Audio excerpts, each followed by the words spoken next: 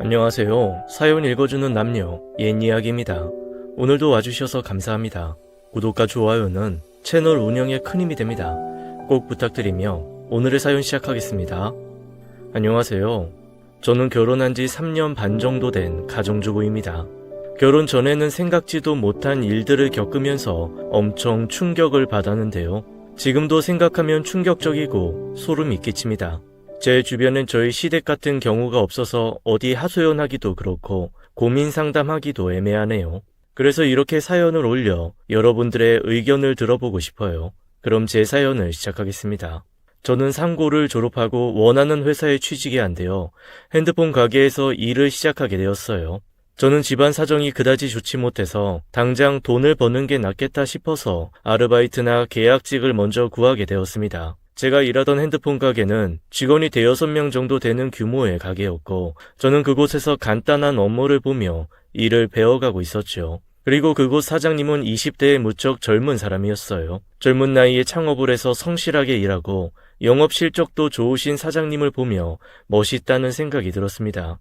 저보다 8살 많으신데 회사 생활을 일찍 하셔서 그런지 배울 점도 많더라고요.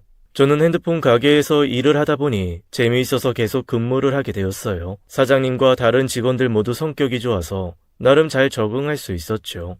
특히 사장님이 무척 친절하게 대해주셨습니다. 저는 그런 사장님께 남모르게 좋아하는 마음이 생기게 되었어요. 하지만 사장님에겐 여자친구가 있었죠. 제가 일한 지 1년이 넘어갈 즈음에 사장님이 다른 직원과 이야기하는 걸 우연히 듣게 되었는데 그건 바로 사장님이 여자친구와 헤어지게 되었다는 이야기였습니다. 저는 드디어 저에게도 기회가 왔다고 생각했고 그때부터 사장님께 적극적으로 다가갔어요.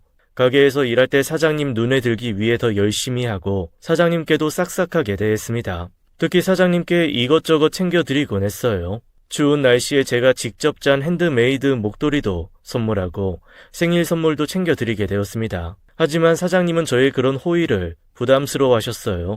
저를 어린애로 보시고는 언제나 선을 그으시더라고요. 사실 8살 나이 차이가 그렇게 큰 게 아니라고 생각했는데 사장님은 저를 어리게만 보니 제 마음은 답답하기만 했습니다. 그러던 어느 날 제가 사장님의 돌 같던 마음을 움직이게 된 계기가 있었는데요. 그건 바로 제가 사장님의 어머니께서 갑상선 암에 걸려 수술을 받으셨다는 이야기를 듣게 된 후부터였습니다. 사장님은 외아들이었고 어머니와 아버지와 단 3식구가 함께 산다고 들었어요. 어머니가 수술을 받고 몸져 누워 계시니 집안을 돌봐줄 사람이 아무도 없어서 힘들겠구나 싶더라고요. 아니나 다를까 사장님은 입던 옷을 3일이나 입고 나올 정도로 하루하루 행색이 초라해져 갔어요. 가게 일도 바쁜데 어머니 챙기랴 무척 힘들어 보였습니다. 그래서 저는 사장님을 위해서 사장님의 어머니를 위해 도움이 될 게 뭐가 있을까 생각해 보았죠. 인터넷에 갑상선 암에 대해 알아보니 수술 후에 사후 관리가 더 중요하다고 하더라고요. 특히 음식을 잘 가려서 먹어야 한다길래 저는 갑상선 암에 좋다는 음식들을 준비해서 가게에 출근하게 되었어요. 그리고 사장님이 퇴근하시는 길에 사장님께 제가 준비한 것들을 드리게 되었습니다. 사장님 어머니가 편찮으시다고 들었어요. 이거 별거 아닌데 그래도 도움이 될까 싶어서 한번 만들어 봤어요. 지연씨, 이게 뭐예요? 이거 반찬들이에요. 갑상선암 수술 후에 좋다는 음식들로 준비해봤어요. 사장님 어머님이 수술한 지 얼마 안 되셔서 식사 챙겨 드시기 어려울 것 같아서요. 사장님은 제 말에 잠깐 머뭇거리더라고요. 지연씨가 이렇게 챙겨주는 마음은 정말 고마운데 좀 부담스럽고 미안하네요. 사장님 부담 갖지 말고 가져가세요. 좀 그냥 사장님이 저한테 잘 대해주셔서 고마운 마음으로 드리는 것뿐이에요. 그리고 이거 코코넛 오일인데 이게 진짜 좋다네요. 꼭 하루에 한 숟가락씩은 드시라고 전해주세요. 정말 고마워요. 사실 요 며칠 어머니가 아프신 바람에 저희 집 상태가 말이 아니었거든요. 저희 어머니까지 생각해서 이런 걸 다 만들어주고 지연씨 어리게만 봤는데 참 속이 깊으시네요. 정말 고마워요. 이건 어머니께 잘 전달드릴게요. 그날 이후 사장님이 저를 바라보는 눈빛이 조금은 달라진 걸 느꼈어요. 그 후로도 저는 몇 번 더 반찬을 만들어 사장님께 보내드렸습니다. 사장님은 저의 그런 행동에 감동을 받았는지 어느 날은 퇴근할 때 저에게 할 말이 있다고 퇴근하지 말고 잠깐 기다려달라고 했어요. 저는 다른 직원들이 퇴근할 때까지 기다렸고 모두가 퇴근한 후에 사장님이 제게 와서 말을 걸었어요. 지연씨, 그동안 너무 고마워요. 저희 어머니도 엄청 고마워하고 있어요. 아이, 뭘요. 그보다 어머님은 몸 좀 어떠세요? 덕분에 많이 기분 차리셨어요. 다행이네요. 그래서 말인데 제가 지연씨께 감사한 마음을 어떻게 표현해야 할지 고민하다가 영화 티켓을 가져와 봤는데 혹시 오늘 저랑 영화 보러 갈래요? 지연씨가 공포영화 좋아하신다고 들어서. 사장님은 제게 수줍게 공포영화 예매 티켓을 내밀며 저에게 데이트 신청을 했고 저희 둘은 늦은 밤 영화를 보고 가볍게 술도 한잔하게 되었습니다. 그 후로도 가끔씩 다른 직원들 모르게 데이트를 하게 되었어요. 그리고 어느 날 사장님이 제게 와서 난감한 듯이 말을 꺼냈어요. 지연씨, 저희 어머니께서 그동안 너무 고마웠다고 식사 한번 대접하고 싶으시다는데 그건 좀 부담스럽죠? 어머님이 식사를요? 아니요, 전혀 부담스럽지 않아요. 초대해 주시면 감사한 마음으로 갈게요. 저는 그렇게 사장님의 집에 처음으로 놀러 가보게 되었어요. 사실 몇 번의 데이트를 하긴 했지만 사장님이 아직 사귀자는 말을 안 해서 서로 좋은 감정으로 만나는 상황이었는데 사장님 어머님의 초대로 집에 놀러 가게 된 거였죠. 사장님의 집은 꽤나 잘 사는 집이었습니다. 엄청난 부자는 아니지만 그래도 집안에서 여유가 느껴지더라고요. 저와 사장님이 집에 들어가자 사장님의 아버지께서 어서 들어오라며 저를 집으로 안내해줬고 곧 이어 사장님의 어머니께서 앞치마를 두른 채로 부엌에서 나오셨죠. 환한 미소를 지으며 서 계신 모습이 얼마나 우아하고 예쁘신지 사장님의 잘생긴 외모가 어머니의 유전자를 물려받았구나 딱 알겠더라고요. 사장님의 어머니께서 그날 음식을 얼마나 많이 준비해 주셨는지 식탁 위가 무척 화려했습니다. 게다가 식탁 위에는 킹크랩이 떡하니 놓여 있는데 킹크랩이 어찌나 큰지 제 눈이 다 동그래졌어요. 저는 사장님의 어머니께서 차려주신 음식을 보고 입이 떡 벌어졌고 어머니께 제가 느끼는 걸 그대로 전해드렸어요. 어머니, 정말 푸짐하게 차려주셨네요. 태어나서 이렇게 고급진 상차림은 처음 봐요. 하하, 지연씨가 말을 참 재밌게 하네요. 그동안 지연씨한테 얻어먹은 게 있는데 제가 이 정도는 해야죠. 아니에요. 어머님이 지금 이렇게 기운 차리신 것만 봐도 저는 기분 좋아요. 어쩜 이렇게 마음씨도 고울까. 어서 앉아요. 음식 식기 전에 맛있게 들어요. 고맙습니다. 잘 먹겠습니다. 사장님의 아버지는 제게 게살을 발라주기도 하고 저를 아주 귀한 손님 대하듯이 챙겨주셨어요. 그리고 식사가 거의 다 끝나갈 즈음 사장님의 아버지께서 말씀하시더라고요. 우리 정훈이한테 들었는데 아가씨가 참 성실하고 착하다고 하더군요. 칭찬 감사합니다. 나는 아가씨가 참 순수해 보여서 마음에 드는데 아가씨는 우리 정훈이 어때요?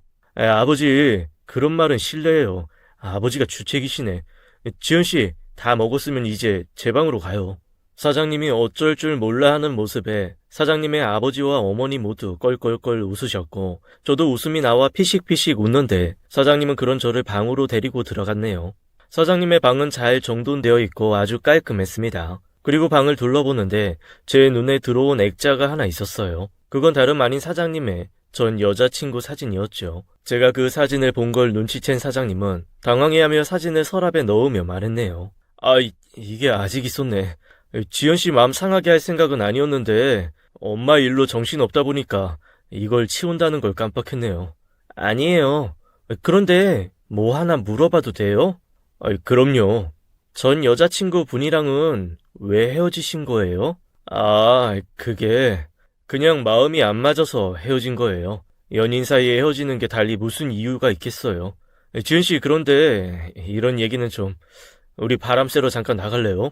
저는 그날 저녁 사장님의 부모님께 인사를 드리고 사장님과 소화도 시킬 겸 공원 산책을 하게 되었어요. 그리고 그날 저는 사장님께 정식으로 고백을 받게 되었습니다. 나중에 알게 된 사실이지만 사장님은 저와 나이 차이가 많이 나서 처음부터 여자로 보지 않았었는데 제가 어머니께 잘하는 모습을 보면서 자기가 동반자로 꿈꾸던 현모양처 같은 모습에 반했다고 하더라고요.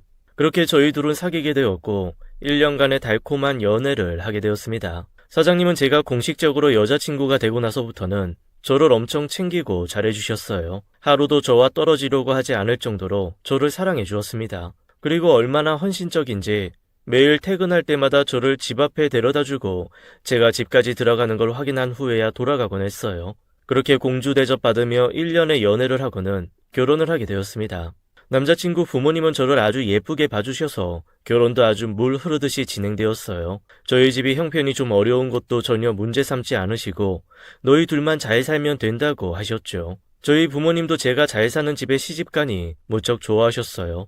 게다가 남자친구가 저에게 잘하는 모습을 보시고는 제 남편감이 믿음직하다면서 좋아하셨습니다. 그렇게 양가 부모님의 축복 속에 결혼을 하게 되었습니다. 저는 결혼을 하면서도 제가 참 인복이 많은 사람이라고 생각했어요. 화목한 가정에서 자란 남편과 착하신 시부모님을 갖게 되었으니 제가 꿈에 그리던 결혼 생활이라 생각했습니다. 저는 결혼 직후 남편 소유의 오피스텔에 들어가서 신혼을 시작하게 되었어요. 그런데 결혼 후 얼마 안 가 남편의 핸드폰 가게 영업이 조금 어려워졌고 남편은 제게 오피스텔에 월세 입자를 구해서 월세를 받고 우리는 본가에 들어가서 당분간 사는 게 어떻겠냐고 제안을 했습니다. 저는 시부모님이 워낙 좋으시기에 같이 살아도 되겠다고 생각했고 남편에게 그러자고 했어요. 남편은 다음날 바로 집을 내놓았고 저희는 금방 세입자를 구해서 나가게 되었습니다. 그리고 시댁으로 이사를 가게 되었어요. 시댁은 집이 아주 큰 전원주택에서 살고 계셨기에 저희와 살림을 합쳐도 서로 불편하지 않을 정도였습니다. 하지만 이때 합가를 하는 게 아니었는데 지금 다시와 생각하면 정말 후회가 됩니다. 다시 시간을 되돌릴 수만 있다면 하는 마음이 지금도 하루에도 여러 번 들어요. 그동안 부부 사이가 좋아 보이시던 시부모님의 모습은 전부 진짜가 아니라는 걸 알게 되었어요. 저는 결혼 후에도 계속 남편의 일을 도와 핸드폰 가게에 나갔었는데 합가 후에도 계속 일을 하고 있었어요. 평일에는 아침과 밤 시간에만 시부모님들과 마주쳤기에 크게 부딪힐 일은 없었어요. 하지만 제가 쉬는 날엔 아무래도 시부모님과 함께 있는 시간이 많았습니다.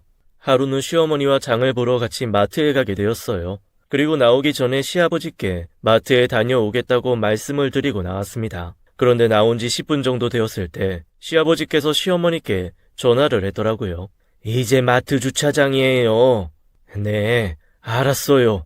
라고 하고는 전화를 끊으시더라고요. 저는 시아버지께서 무슨 일이 있으셔서 전화를 하셨나 보다 하고 시어머니께 물었습니다. 아버님 왜요? 무슨 일 있으시대요? 아니다. 얼른 장 보고 들어가자. 그렇게 시어머니와 함께 열심히 장을 보고 있는데 또다시 시어머니 폰으로 전화가 걸려왔어요. 이번에도 아버님이 전화를 하셨더라고요. 그렇게 장을 보는 내내 5번 정도 전화를 받은 것 같아요. 제가 시어머니와 마트에 머문 시간이 1시간 정도였으니 거의 10분에 한 번 꼴로 전화를 하신 거였죠. 저는 시아버지께 자꾸만 전화가 오길래 어머님, 아버님 무슨 일 있으신 거 아니에요? 그렇지 않고서야 이렇게 자주 전화하실 리가 없잖아요. 아, 그게... 원래 평소에도 자주 전화하셔. 너는 신경 쓸 거 없어. 얼른 장이나 보고 들어가자. 라고 하시며 카트에 급한 손놀림으로 물건을 담으셨어요. 그리고 집에 가는 동안에도 또 한 번의 전화가 왔습니다. 전화가 올 때마다 시어머니는 상황을 보고하는 듯이 지금 어디예요? 지금 무얼 사고 있어요? 이런 식으로 계속 말씀을 하시더라고요. 그래서 전 속으로 시아버지랑 시어머니께서 금술도 좋으시고 항상 붙어 다니셔서 시아버지가 시어머니랑 떨어져 있으면 불안한 심리가 있으신가 보다 했어요. 그리고 그날 이후 장 보러 갈 때마다 늘 비슷한 일을 겪었습니다. 그런데 시어머니는 그게 익숙한 듯 그저 일 처리를 빨리 하고 집에 가시려고 하셨어요. 그러던 어느 날 퇴근 후에 집에 가보니 웬 젊은 남자가 시댁에 짐을 들이고 있더라고요. 어머니, 저 사람 누구예요?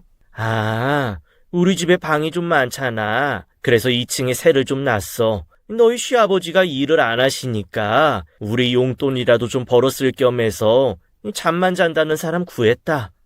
그러시구나. 잘 됐어요. 그렇게 저희 집에는 20대 중반쯤으로 보이는 젊은 남자가 새를 들어와 살게 되었어요. 어머님 말대로 집에서 밥은 안 해먹고 잠만 자고 왔다 갔다 하더라고요. 그래서 그 사람은 아침에 출근하고 퇴근 후 밤늦게 들어오느라 얼굴 마주칠 일도 거의 없었습니다. 그러던 어느 날 세입자가 아침에 출근을 하면서 저희 시어머니께 목 인사를 하고 나가는 걸 보게 되었어요. 시어머니도 세입자에게 답 인사를 하며 잘 다녀오라고 예의상 인사를 해주시더라고요. 그런데 그 모습을 지켜보시던 시아버지께서 하시는 말씀이 젊은 남자 왔다 갔다 하니까 좋냐? 아주 입이 귀에 걸렸네. 너 내가 다 지켜보고 있으니까 조심해라. 라고 하시는 겁니다. 저는 시아버지의 저런 말에 너무 놀라 지금 우리 시아버지가 하신 말씀이 맞나 확인차 시아버지를 돌아보게 되더라고요. 그런데 그건 정말 저희 시아버지가 하신 말씀이 맞았어요.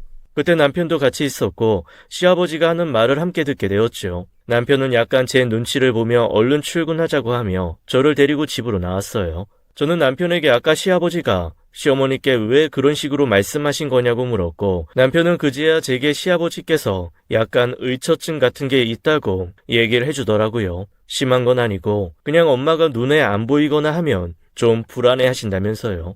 남편 말로는 시어머니가 젊은 시절부터 외모가 눈에 띄게 예뻐서 시아버지가 좀 불안해하는 그런 게 있었다고 하더라고요.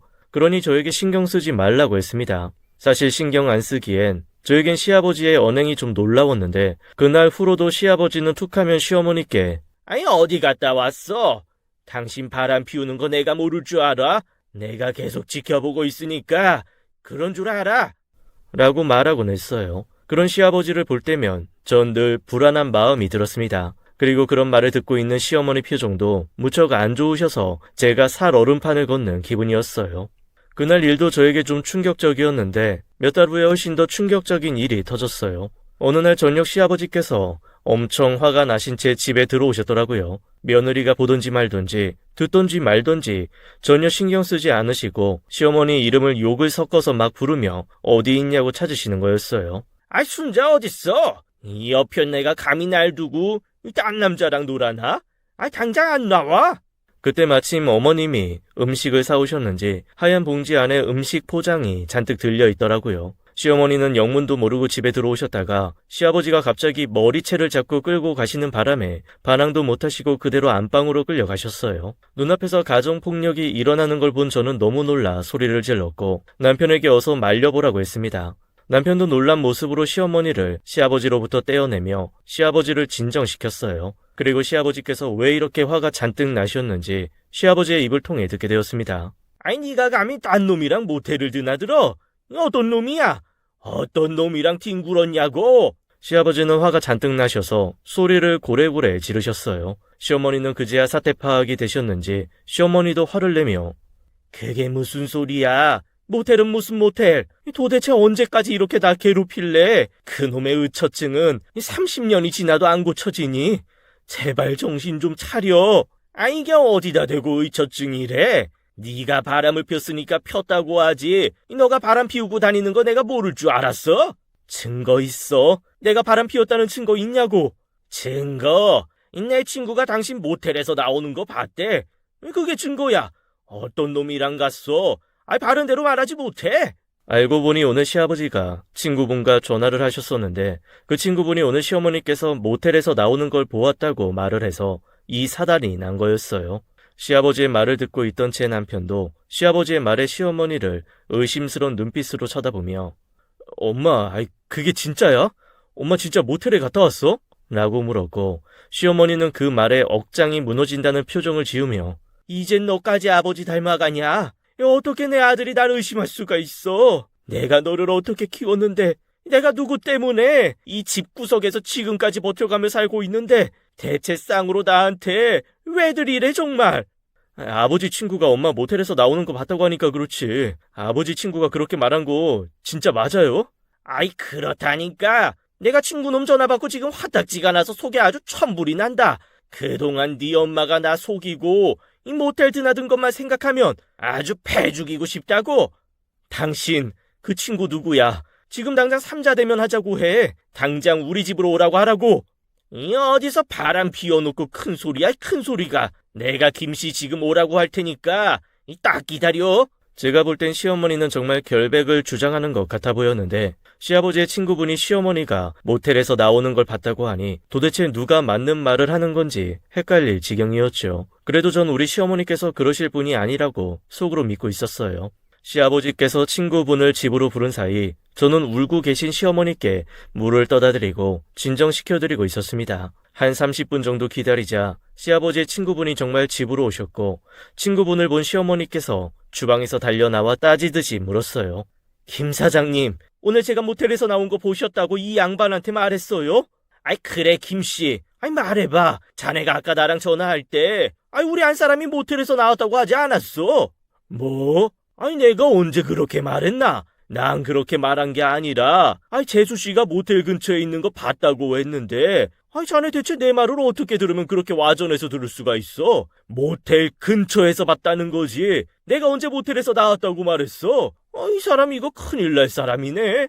재수씨 미안해요. 내가 아까 이 친구랑 통화를 하는데, 재수씨가 보이길래, 재수씨 봤다고 했더니, 어디서 봤냐고 다짜고짜 묻길래, 눈에 보이는 게 모텔이라 모텔 근처에서 봤다고 말했는데, 크게 오해를 한 모양이네요. 김 사장님, 왜 하필 모텔 근처라고 말하신 거예요? 거기 상가 밀집 지역이라 다른 데도 많았을 텐데. 죄송하게 됐습니다, 재수씨. 나는 그냥 눈에 들어오는 간판 읽는다는 게 그만. 당신 이제 확인시켜줬으니까 의심 풀렸어? 도대체 이게 몇 번째야? 당신 옛날에도 우리 부모님 앞에서 이 난리 쳤었지. 그때 내가 뭐라고 그랬어? 당신 한 번만 더 이런 식으로 사람 의심하고 바람 피우는 걸로 몰아가면 당신이랑은 끝이라고 했어, 안 했어? 상황 역전의 시아버지는 고개를 돌리고는 아무 말씀 못하셨어요. 그런데 무슨 생각이 드셨는지 다시 시어머니께 말도 안 되는 억지를 부르기 시작하셨습니다. 당신, 그런데 그 시간에 모텔 앞에는 왜 서성인 거야? 응? 김 사장이 모텔에서 나오는 건 못 봤어도 당신이 그 근처에 지나가는 건 봤다는데 거기서 대체 뭐하고 있었어? 바람 피우고 있었으니까 거기 서 있었던 거 아니냐고? 야, 이 춘식이 이 망할 놈아. 네 먹으라고 감자탕 사러 갔다 왔다. 이거 안 보여? 가서 직접 확인해봐. 그 근처에 이 감자탕 집이 있나 없나? 시아버지는 시어머니의 반격에 눈을 요리조리 돌리면서 할 말을 막 찾는 게 보였어요. 바람 피운 거 안 걸리려고 감자탕 사온 거 아니야? 모텔 들어갔다 나오면서 일부러 근처 식당에 들려서 사온 거 아니냐 이 말이야. 그 말에 시어머니는 무언가 단념한 듯한 표정으로 시아버지를 쳐다보셨고 그대로 짐을 싸시기 시작하셨어요. 시아버지는 시어머니가 짐을 못 싸게 말리시고 밀치시길래 저와 남편이 시아버지를 막아세웠습니다.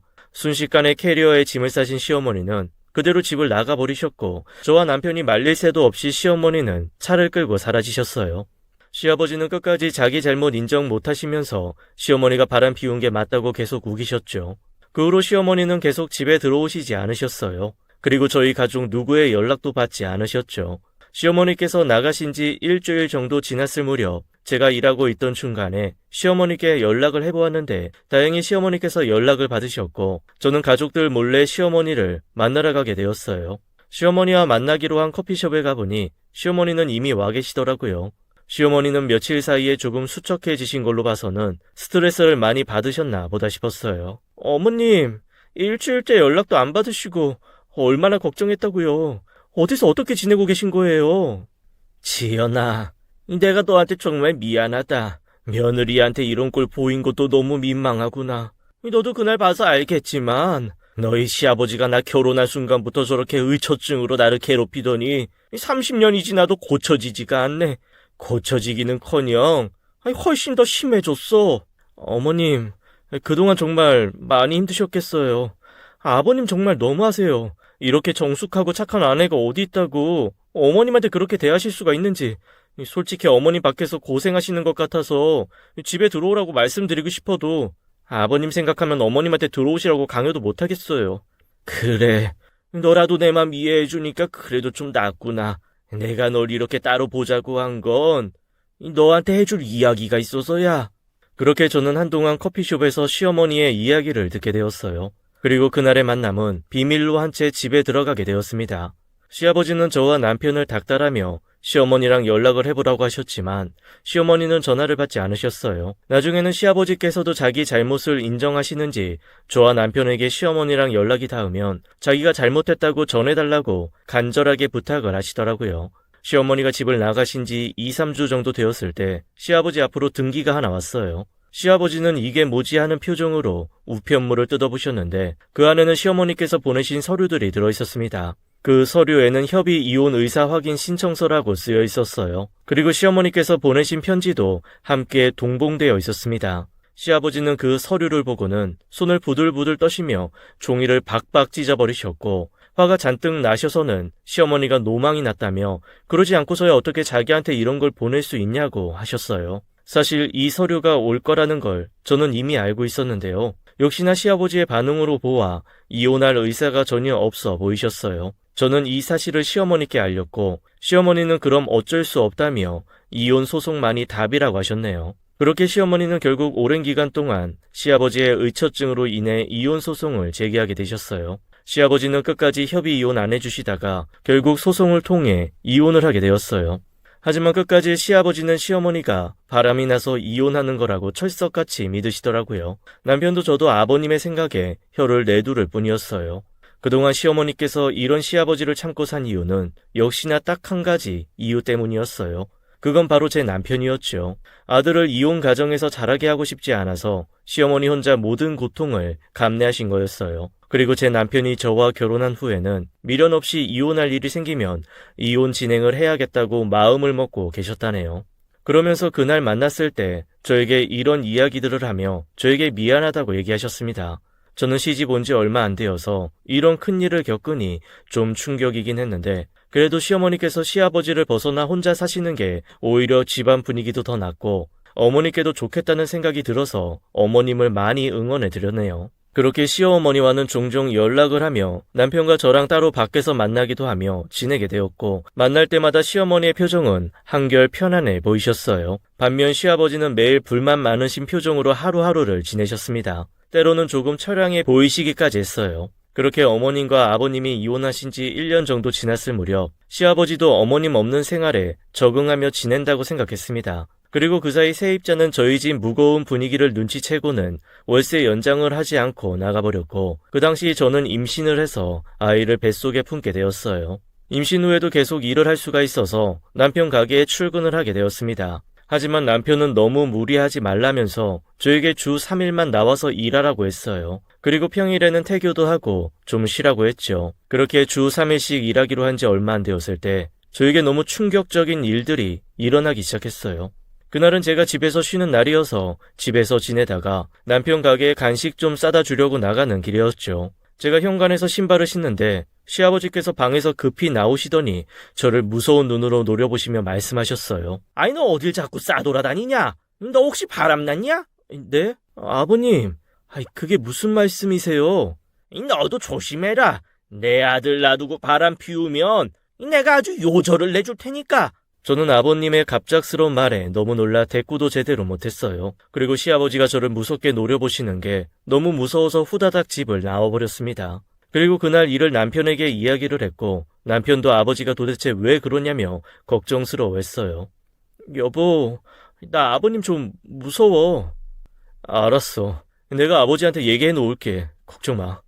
그 후 남편은 시아버지께 며느리한테 그런 말 좀 하지 말라고 이야기했고 시아버지는 남편에게 오히려 정신 똑바로 차리고 살라고 했다고 하네요. 제가 바람 피우지 않게요. 그 후로 남편이 더 화를 냈는데 시아버지는 아무 대꾸도 하지 않으셨다고 하더라고요. 그래도 남편의 말이 효과가 있었는지 며칠간은 시아버지께서 저에게 그런 말은 안 하셨습니다. 이젠 좀 알아들으셨나 보다 하며 지내던 어느 날 시아버지가 한참을 세탁실에서 나오시질 않더라고요. 평소에 빨래는 제가 다 맡아서 하는데 시아버지가 세탁실에서 나오시질 않으니 이상한 생각이 들었어요.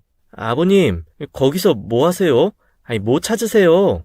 라며 아버님이 손에 들고 있는 게 뭔가 하고 보게 되었어요. 그런데 아버님 손에 들린 그것을 보고 저는 경악을 금치 못했네요. 그건 다름 아닌 바로 제 속옷이었어요. 그것도 빨래하려고 내놓은 속옷이었죠. 저는 그걸 보자마자 소리를 지르며 아버님, 이게 지금 뭐 하시는 거예요? 제 속옷을 왜 들고 계시냐고요? 너 바람 피우는지 확인하는 거다. 내가 너희 시어머니도 이걸로 증거 여러 번 찾았다. 정훈이가 너 만나기 전에 만나던 처자도 내가 다 확인하고 증거 찾았어. 내가 증거 잡는 데는 아주 선수다. 그러니 너도 몸가짐 똑바로 해. 내가 다 지켜보고 있으니까. 저는 너무 충격을 받아 대꾸도 안 하고 핸드폰을 챙겨 집을 나와 바로 남편에게 연락을 했어요. 여보, 아버님 이상해. 빨리 집에 와. 그게 무슨 소리야? 아버지 어디 아프셔? 아프신 정도가 아니라 더 심해. 하여튼 빨리 오라고. 남편 가게에서 집까지 도보로 10분 정도 거리여서 남편은 금방 집으로 들어왔어요. 무척 놀란 표정으로 무슨 일이냐는 남편에게 세탁실로 가보라고 했습니다.